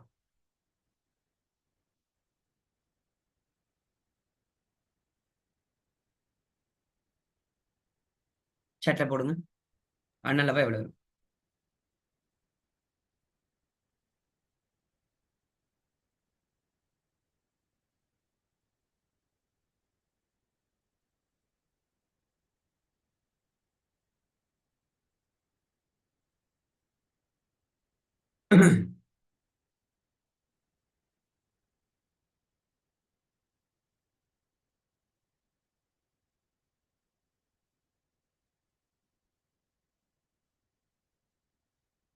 சரி, ஓகே, ஒவ்வொரு ஆக்களும் ஒவ்வொரு அளவீடுகள் சொல்றீங்க. ஓகே, சரி, ஓகே, சரி, கவனிச்சுக்கோ. இப்ப நான் சொல்ற விஷயத்த கவனிச்சுக்கோ. சரி, நம்ம யூஸ் பண்ற சாதாரண இது எடுத்துக்கிட்டீங்களா இருந்தாமா, நல்லா கவனிச்சுக்கோங்க. இப்ப நம்ம யூஸ் பண்ற இது இருக்கு தானே, என்னது, சாரி, இப்ப நம்ம யூஸ் பண்ற சோப் இருக்கு தானே, நம்ம யூஸ் பண்ற சோப் சாதாரணமா பாத்தீங்களா இருந்தா கிட்டத்தட்ட அதுல pH ரேஞ்ச் பாத்தீங்கன்னா 7.5 இருந்து 9 இந்த ரேஞ்சுக்குள்ள இருக்கும். எப்படி? 7.5 இருந்து 9 இந்த ரேஞ்சுக்குள்ள இருக்கும் கிட்டத்தட்ட. இப்ப நம்ம தயாரிக்கிற ஒரு சவர்க்கார கலவையிட ரேஞ்சும் அதே தான் இருக்கணும். அந்த கலவையிட pH பெருமானம் 7.5 இருந்து 9, அதான் கிட்டத்தட்ட நடுநிலை அண்மித்த ரேஞ்சில் இருக்கணும். விளங்குதா? சோ ஏன் 9ன்னு சொல்றீங்க அப்படின்னா, சவர்க்காரம்னாவே காரம் தானேமா, அதுல பயன்படுத்தினது காரம் தானே. அப்ப கிட்டத்தட்ட 7.5 இருந்து 9 ரேஞ்சுக்குள்ள இருக்கணும். விளங்குதா? சோ நம்ம பயன்படுத்துற ஒவ்வொரு சவர்க்கார இது கரைசல்கள் சவர்க்காரமும் பாத்தீங்கன்னா அதோட pH ரேஞ்ச் இந்த ரேஞ்சில தான் இருக்கும். எப்படி? 7.5 இருந்து 9 ரேஞ்சுக்குள்ள இருக்கணும் அந்த சவர்க்கார கலவையோட pH. ஆனா உண்மையாவே சில சோப் இருக்கு, டவ்னு ஒரு சோப் இருக்கு, கேள்விப்பட்டிருப்பீங்கன்னு நினைக்கிறீங்க. ஓகே, கூடுதலாக கேர்ள்ஸ் பாவிக்கிற ஒரு சோப் டவ்ன்றது. அதோட pH ரேஞ்ச் எல்லாமே பாத்தீங்கன்னா நியூட்ரல்ல இருக்கும், கிட்டத்தட்ட நியூட்ரல்ல இருக்கும் அதோட pH ரேஞ்ச். விளங்குதா? கிட்டத்தட்ட. ஓகேயா? 7.5 to 8 ஓ 8.5 அந்த ரேஞ்சுக்குள்ள இருக்கும். உங்களுக்கு ஒருவேளை கேள்வி கேட்டாங்களா இருந்தா சவர்க்கார கலவையோட pH பெருமானம் இந்த ரேஞ்சுக்குள்ள இருக்கணும்னா 7.5 இந்த ரேஞ்சுக்குள்ள இருக்கணும். சரி, ஓகே. இப்ப இந்த நறுமண நெய் பிரித்தெடுப்புக்கு எந்த முறை பயன்படுத்துறாங்கன்னு கேள்வியா வந்துச்சுன்னா என்னத்தை பயன்படுத்துவாங்க? கொதி நீராவி காய்ச்சி வடித்தல். ஓகேயா? சரி, அந்த விஷயத்த நோட் பண்ணிக்கோங்க. இது சில வேளை உங்களுக்கு கேள்வியாக கேட்கலாம். சரியா? சரி, இப்ப சவர்க்காரம் எப்படி யூஸ் பண்றாங்கன்றத, அதாவது செய்யறாங்கன்றத உங்களுக்கு காட்டுறேன். சரியா? அப்ப அதை நோட் பண்ணிக்கோங்க. ஓகே.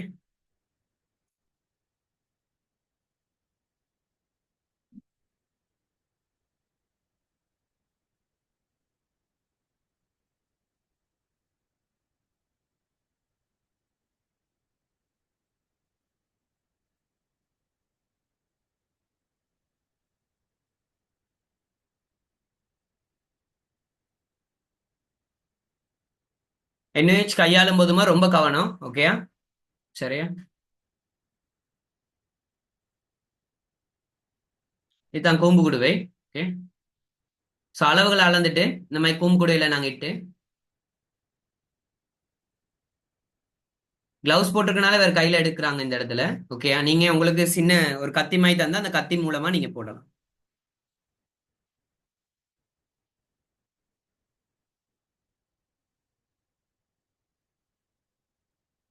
சரியா? நீங்க அளந்து எடுக்கணும். ஓகேயா? 8 to 10 மில்லி லிட்டர் காய்ச்சி வடித்த நீர்.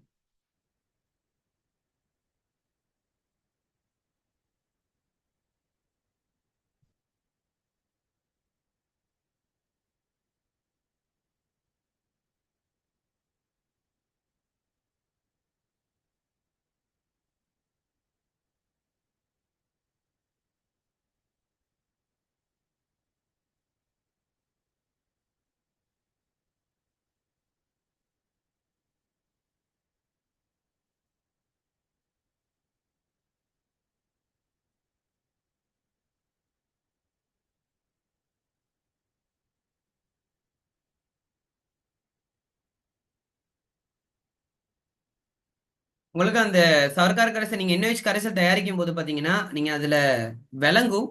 சாதாரணமா உங்களுக்கு தெரியும் தானேம்மா, சூடாகிறது புற வெப்ப தாக்கம். ஓகே, அதாவது உங்களுக்கு விளங்கும் அந்த இடத்துல NaOH நீங்க கலக்கும் போது பாத்தீங்கன்னா அந்த சூடாகிறது விளங்கும். இங்க பாருங்க, இல்ல விளங்குது உங்களுக்கு பாருங்க, அந்த ஒரு ஆவி மாதிரி வர்ற மாதிரி விளங்குது பாருங்க. விளங்குதா?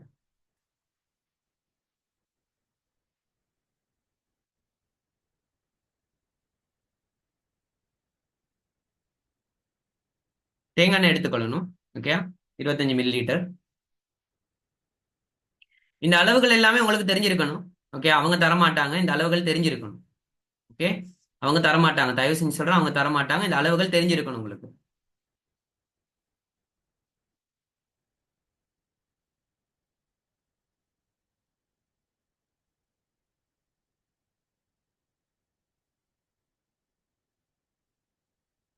ஓகே, இப்போ இந்த தேங்காய் எண்ணெயை கிட்டத்தட்ட நாங்கள் சூடாக்குறோம். இந்த மாதிரி சூடாக்கும் போது வெப்பமானி இப்படி வச்சுட்டு நாங்கள் டெம்பரேச்சர் ரீடிங் எடுத்துக்கொள்ளணும்.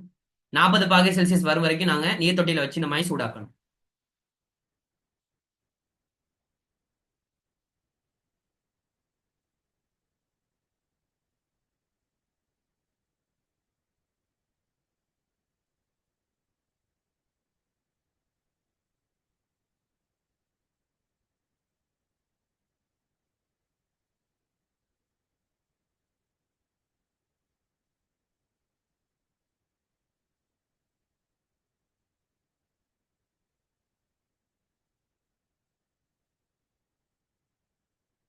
ஸோ ரீடிங் சரியாக 40 °C இருக்கிற மாதிரி நாங்கள் ரீடிங் எடுத்துட்டு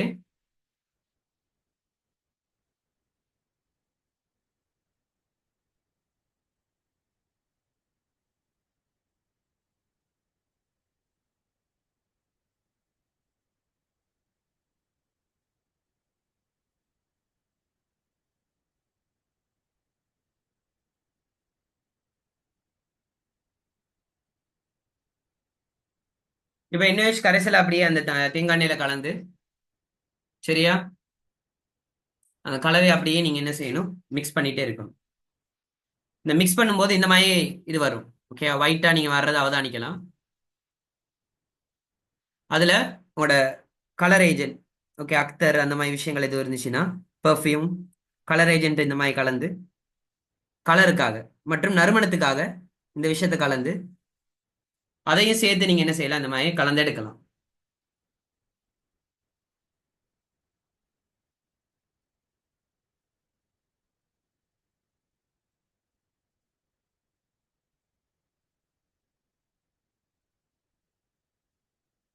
ஓகே, இந்த ப்ராக்டிக்கல்ல இவங்க இந்த இடத்துல மோல்டு சவர்க்கார மோல்டு இல்லாதனால அவங்க என்ன செய்யறாங்கன்னா பெட்ரிக் டிஷ் எடுத்து சரியா அதுல அந்த கலவையை இட போறாங்க. பெட்டி டிஷ்ல அந்த கலவையை இட போறாங்க. மோல்டு இல்லாதனால உங்களுக்கு மோல்டு தருவாங்க.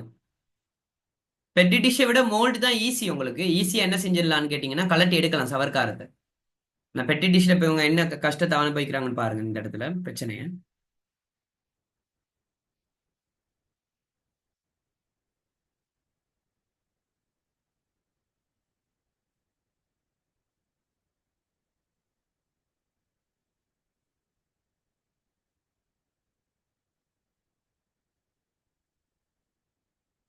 ஓகே, இந்த மாதிரி கலவைகளை இது ரொம்ப ரொம்ப முக்கியம். கலவையை நீங்க ஒரு மோல்டுல இட்ட பிறகு இந்த மாதிரி இப்படி லைட்டா அதை கண்ணாடி கோலால இப்படி கலந்து விடுங்க. எதுக்காகன்னு கேட்டீங்களா இருந்துச்சுன்னா அது சீராக அந்த கலவை ஃபுல்லாவே சீராக ஃபுல்லாவே அந்த கலவைகள் சீரான அதுல உள்ள துணிக்கைகள் சீரான அளவுல இருக்கணும். அதுக்காக நாங்க என்ன செய்வோம், இப்படி கலந்து விட்டுருவோம். ஓகே, இந்த மாதிரி. ஸோ 24 மணி நேரம் இது சாதாரணமாக எப்படி வைக்கலாம், நீங்க ஃப்ரிட்ஜில் கூட வைக்கலாம், ப்ராப்ளம் இல்லை. ஓகே, ஸோ 24 ஹவர்ஸ் இந்த மாதிரி விஷயங்களை வச்சுட்டு இப்போ பாருங்க அவர் வெளியில எடுக்கும்போது ரொம்ப கஷ்டப்படுவாங்க பாருங்க இந்த இடத்துல.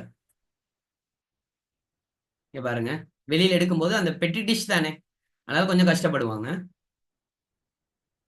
ஆனா மோல்டுல உங்களுக்கு அழகா எடுக்கலாம். சவர்க்காரத்தை மோல்டா இருந்துச்சுன்னா இதே அழகா எடுக்கலாம். இவங்க இந்த இடத்துல வெளியில எடுத்துட்டு அந்த கலவையை ஃபுல்லா வெளியில எடுத்து இப்படி ஷேப்புக்கு கொண்டு வருவாங்க இந்த மாதிரி. ஓகே, ஸோ அவங்க செய்யறாங்க பாருங்க, ஒப்பமாக்குறாங்க பாத்தீங்களா இந்த இடத்துல.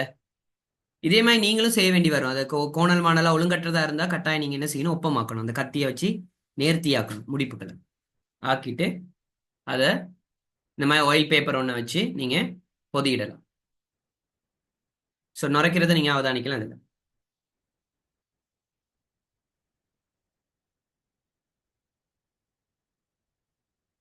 ஸோ உங்களுக்கு விளங்குதான் நுரைக்கிறது. ஓகே, ஸோ இந்த மாதிரி நிறைய விஷயங்கள் இப்படி கலந்து செய்யலாம். ஓகேயா, செய்யறாங்க. இப்போ நீங்க தற்காலத்துல கூட பாத்தீங்களா இருந்தா கூடுதலாக நீங்க இந்த என்ன சொல்றது க்ரீம்ஸ் எல்லாமே வருது தெரியுமா, க்ரீம் சோப் எல்லாமே ஆன்லைன்ல கூடுதலா சிலவங்க ஆர்டர் பண்ணி எடுக்கிறாங்க. அதுல சிலது நல்ல இதை காட்டுது, நல்ல என்ன சொல்றது ஒரு என்ன சொல்றது ஒரு நல்ல ரிசல்ட்டையும் காட்டுது. ஓகேயா, அதே மாதிரி சிலவங்களோட ரிசல்ட் பாதிக்குது. உதாரணத்துக்கு சொல்லணே கிட்டத்தட்ட இந்த முறை கிட்டத்தட்ட இப்போ இந்த இதுலயே ஆன்லைன் மார்க்கெட்டிங்ல கூடுதலாக ஆட்கள் என்ன செய்யறாங்க அப்படின்னு கேட்டீங்கன்னா இந்த விஷயத்த செய்யறாங்க. ஓகே, ஆன்லைன்ல. ஓகேயா, ஆன்லைன்ல என்ன செஞ்சு பாக்குறாங்க, இதெல்லாம் செஞ்சு பாக்குறாங்க ஆன்லைன்ல. விளங்குதா?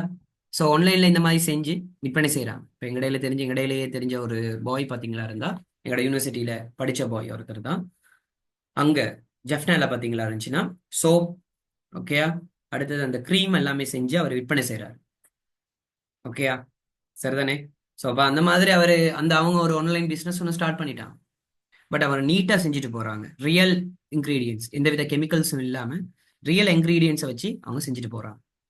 ரியல் இன்கிரீடியன்ஸ் வச்சு செஞ்சுட்டு போறாங்க நிறைய விஷயங்கள். ஓகே, சரிதானே? ஸோ அதனால பாத்தீங்களா இருந்துச்சுன்னா இந்த மாதிரி விஷயங்கள் இருக்கு. ஓகே, சரி. உங்களுக்கு சவர்க்கார உற்பத்தி ஓகே தானே? வந்தா செய்ய தெரியும் தானே உங்களுக்கு? சவர்க்கார உற்பத்தி இல்லாம உங்களுக்கு அந்த சோப் கலவை எடுத்து நீங்க மோல்டுல போடுற வரைக்கும் தான் உங்களுக்கு வரும். நீங்க 24 மணி நேரம் வெயிட் பண்ண போறது இல்லையே ப்ராக்டிக்கல் சென்டர்ல. ஸோ அதனால சோப்ல நீங்க அந்த மோல்டுல நீங்க அந்த கலவையை ஊத்தி கடைசி வைக்கிற வரைக்கும் தான் உங்களுக்கு ப்ராக்டிக்கலா வரும். அதனால நீங்க அதை பத்தி யோசிக்க தேவையில்லை. ஓகே, ஸோ அரவருக்குள்ள உங்களுக்கு செய்யற அளவுக்கு தான் அந்த ப்ராக்டிக்கல்ல வரும்.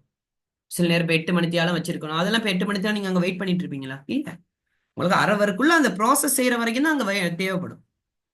விளங்குதா? எப்படி உனக்கு 8 மணி நேரம் வெயிட் பண்ணிட்டு இருப்பாங்களா அவங்களும்? இல்ல. ஸோ அரவருக்குள்ள அந்த ப்ராக்டிக்கல் முடிஞ்சிச்சுன்னா நீட்டா அந்த இடத்த அரேஞ்ச் பண்ணி வச்சுட்டு நீட்டா உங்களுக்கு டேபிள் எப்படி வச்சிருந்தாங்களோ அப்படியே வச்சுட்டு நாங்க அவங்க கிட்ட கேட்கணும். அடுத்து இன்னொரு நிறைய செஞ்ச பிரச்சனை, போன முறை செஞ்ச பிரச்சனை. போன முறை ஒரு யாரு ஒரு பாய், போன முறையில் 2022 நினைக்கிறேன், ஓகேயா? ஏதோ ஒரு இதுல கண்டுட்டு, சரியா, கண்டுட்டு இப்ப உதாரணத்துக்கு ஐ திங்க் ஸோ ஏதோ ஒரு ப்ராக்டிக்கல் தான். செஞ்சு முடிச்சிட்டு அவங்க இன்விஜிலேட்டர் வந்து பார்க்க வரைக்கும் வெயிட் பண்ணணும் நம்ம. விளங்குதா? அவங்க வருவாங்க, அவங்க நின்று பார்த்துட்டு இருப்பாங்க. அவங்க பார்க்கறதுக்கு போதே இது எல்லாத்தையும் ஓகே நான் ரீடிங் எடுத்துட்டேன் அந்த மாதிரி வச்சுட்டு போனா வந்து கேட்டா எங்க தம்பி அது அப்படின்னு சொல்லி கேட்டா ஏதோ ஒரு உற்பத்தி தானே மறந்துட்டேன் அது. ஏதோ ஒரு உற்பத்தி கேட்டா சார் நான் செஞ்சு முடிச்சிட்டேன் சார் அப்படியா. முடிச்சிட்டு அங்க அவங்க வர வரை வெயிட் பண்ணணும். ஒரு உற்பத்தி செய்யும் போது ரீடிங் எடுக்கிற நேரம் பிரச்சனை இல்லை. விளங்குதா? விளங்குதா? உதாரணத்துக்கு ஒரு தூரமானி வச்சு ரீடிங் எடுக்க சொல்றான், சரி, ஒரு ஸ்டேடியால தூரமானி முறை உங்களுக்கு செஞ்சு காட்ட சொல்றாங்கன்னா அந்த டைம் அது ரீடிங் தான் மெயின். அவங்க ஏற்கனவே அந்த ரீடிங் எடுத்து வச்சிருவாங்க. நீ கண்ட ரீடிங் அவங்க கண்ட ரீடிங் ஓகே ஒத்து போகுதா இருந்துச்சுன்னா ஓகே உனக்கு ஃபுல் மார்க்ஸ் கிடைச்சிடும் அந்த இடத்துல. ஆனா இடையில வந்து செக் பண்ணுவாங்க. விளங்குதா? நான் சொல்றேன் உங்களுக்கு ப்ராக்டிகல் செய்யும் அந்த சொல்லிக் கொடுக்கும்போது சொல்றேன். அப்ப இந்த இடத்துல நீ ரெண்டு வகையான உற்பத்தி பார்த்த, ஜாடி மீன் உற்பத்தி, சவர்க்கார் உற்பத்தி. இதுல அளவுகள் ஞாபகம் வச்சுக்கொள்றது கொஞ்சம் கஷ்டம்தான், வேற வழி இல்லை. அளவுகள் உனக்கு 2-3 முறை நீ ஒரு சொல்லி சொல்லி பாரு, அது ஞாபகம் நிற்கும். இப்பவே உதாரணத்துக்கு உனக்கு ஒரு அளவு ஞாபகம் இருக்கும். 25 மில்லி தேங்காய் எண்ணெய் எடுத்துக்கொள்றேன். ஓகே, அதே மாதிரி 8 மில்லி அல்லது 10 மில்லி காய்ச்சி வடித்த நீர் எடுத்துக்கொள்றேன். NaOH 3 கிராம் எடுத்து அந்த காய்ச்சி வடித்த நீர்ல நீ கலக்குற. 40 பாகை செல்சியஸ் வர வரைக்கும் தேங்காய் எண்ணெயை நல்லா சூடாக்குற. இது எல்லாமே ஒரு 2-3 முறை உனக்கு நீ அப்படியே அது ஞாபகம் வச்சு இந்த மாதிரி ப்ராக்டிகல் வீடியோஸ் பார்க்கும்போது உனக்கு ஆட்டோமேட்டிக்கா என்ன நடந்துரும், ஞாபகத்துக்கு வந்துடும். ஓகே, ஸோ அதை பத்தி நீங்க யோசிக்க தேவை. ஓகே, சரி. அப்ப நீங்க ரெண்டு ப்ராக்டிகல் புரிஞ்சுச்சா? எதுவும் டவுட் இருந்தா கேளுங்க. இப்ப கேளுங்க, உங்களோட டவுட் எதுவும் இருந்துச்சுன்னா கேளுங்க.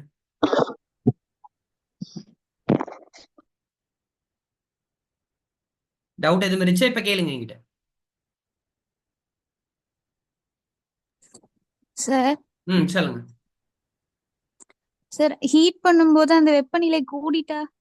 வெப்பநிலை கூடிட்டாமா, நீங்க வெப்பநிலை கூடிட்டா அது அப்படியே எடுங்க. உதாரணத்துக்கு சொல்ல 45 வந்துருச்சுன்னு வைங்க. 45 ஒரு கலவை வந்துருச்சு. வெளியில எடு. வெளியில எடுன்னா என்னது, அந்த சூடான பாத்திரத்துல இருந்து வெளியில எடு கலவையை வச்சுட்டு வெளியில அறை வெப்பநிலை அந்த 45 அப்படியே கொஞ்சம் குறைய வரைக்கும் கொஞ்சம் வெயிட் பண்ணு. அதுக்குன்னு ரொம்ப நேரம் அது குறைய வரைக்கும் வெயிட் பண்ணிட்டு இருக்காது. ஒரு அளவு கிட்டத்தட்ட 40ல இருந்து 41 அந்த மாதிரி ரேஞ்சில் வரும்போது நீ என்ன செய்யணும், அந்த கலவையை நீ என்ன செய்யணும், அந்த தேங்காய் எண்ணெயை பத்தியா இருந்தா தேங்காய் எண்ணெயில எங்கட கலவையை நீங்க என்ன செய்யணும், சேர்த்துறணும். உனக்கு 45 வந்துருச்சுனாமா நீ வெளியில எடுத்துட்டீங்கன்னா என்ன செய்யும், கொஞ்ச நேரத்துல அந்த 45 பாகை செல்சியஸ் கொஞ்சம் கொஞ்சமா குறையதான சான்சஸ் இருக்கு. வெப்பநிலை குறைஞ்சு 40க்கு வர்ற நேரம் அந்த கலவையில நீ எதை கலக்க வேண்டியிருக்கு, எண்ணெய் வச்சு கலவையை கலந்து சோப்பை ரெடி பண்ண இருக்கு. உனக்கு புரியுதா? உனக்கு கிளியரா? Okay sir. ஓகே, ஸோ இதை ஞாபகத்தில் வச்சுக்கோ. ஓகே, சரி. ஸோ இதுதான் மெயினான விஷயமே. ஓகே ஓகே ஸோ உனக்கு திருப்பியும் சொல்றேன் என்னன்னா, உனக்கு கொடுக்க போற நிமிஷங்கள் 30 நிமிஷம்.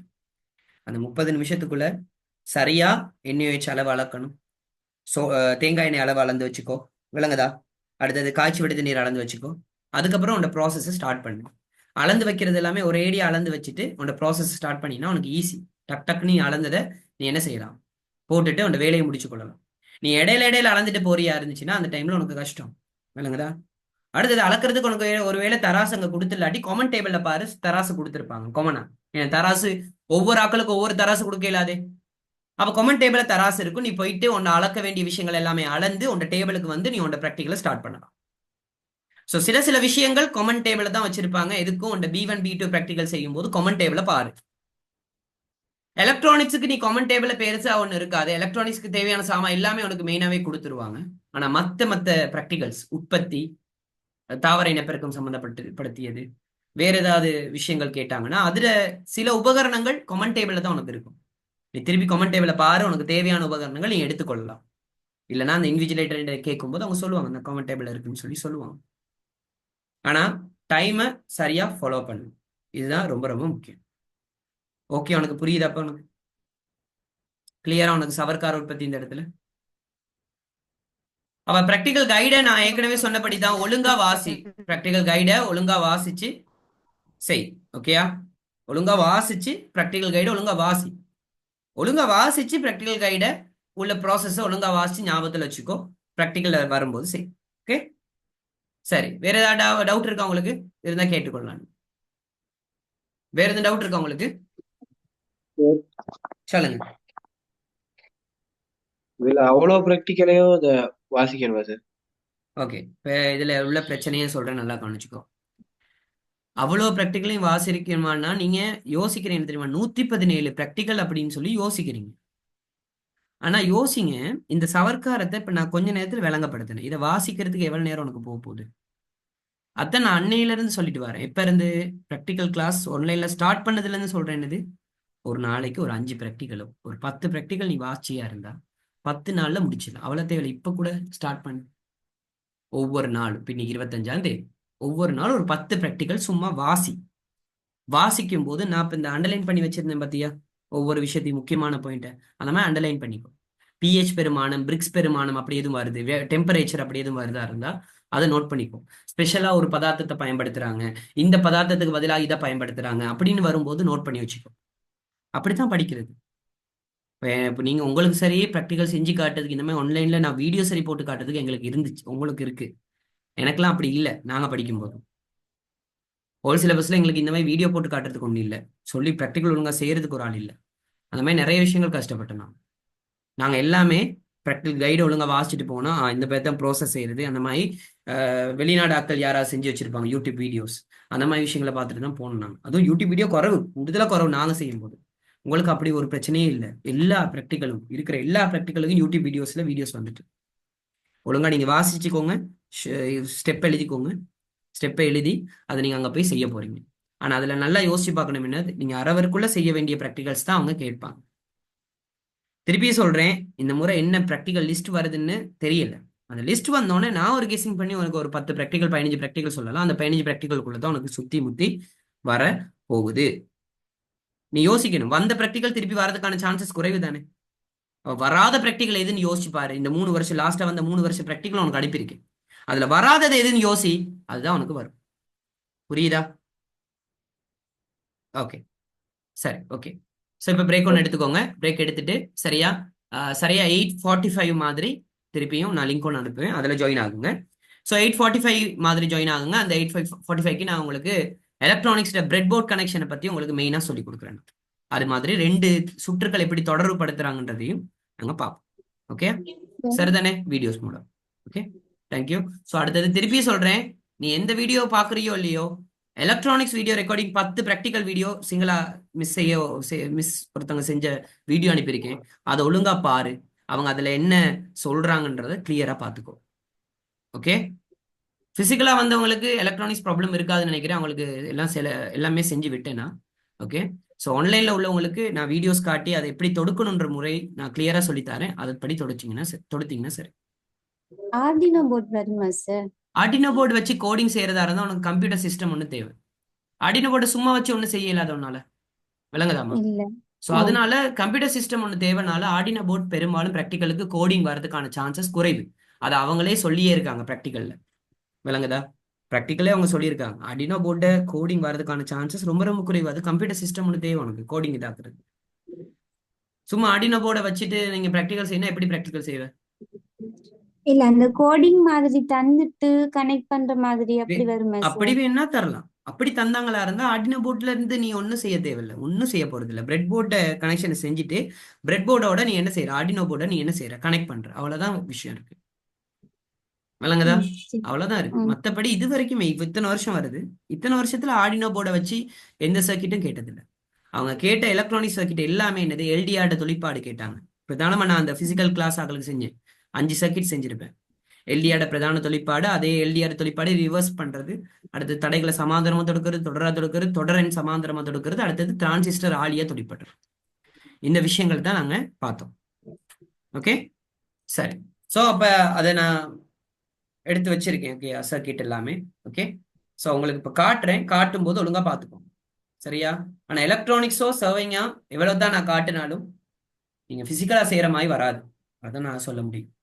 ஓகே, என்னால முடிஞ்ச அளவுக்கு காட்டதான் முடியும் இந்த ஆன்லைன்ல இப்படி செய்யலாம் அப்படின்னு சொல்லிட்டு, பட் பிசிக்கலா செய்யும் போது தான் உங்களுக்கு புரியும். ஓகே, சரி.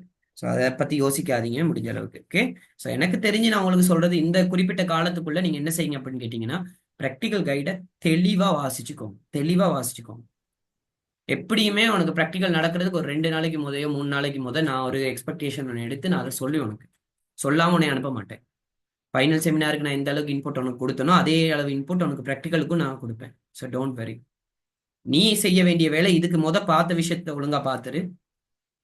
இதுக்கு அப்புறம் என்ன ப்ராக்டிக்கல் வரலான்றது உனக்கு ஒரு கெஸிங் இருக்குமே, அந்த கெஸிங் படி நீ சில ப்ராக்டிக்கல் எடுத்து பாரு, என்னென்ன உற்பத்திகள் இருக்குன்றத பாரு. ஓகே சரி சார், 8:45 மாதிரி ஜாயின் ஆகுது. ஓகே, நான் லிங்க் அனுப்பிவிடுறேன். ஓகே.